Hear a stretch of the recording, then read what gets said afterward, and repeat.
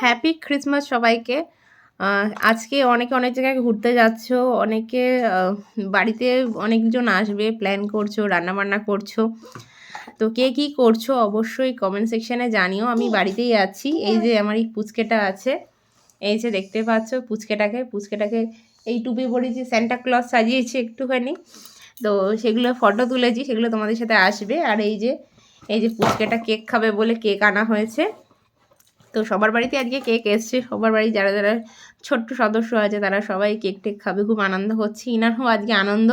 আজকে কার বার্থডে বলে দাও তো? তোমার না, বলো স্যান্টা দাদুর বার্থডে।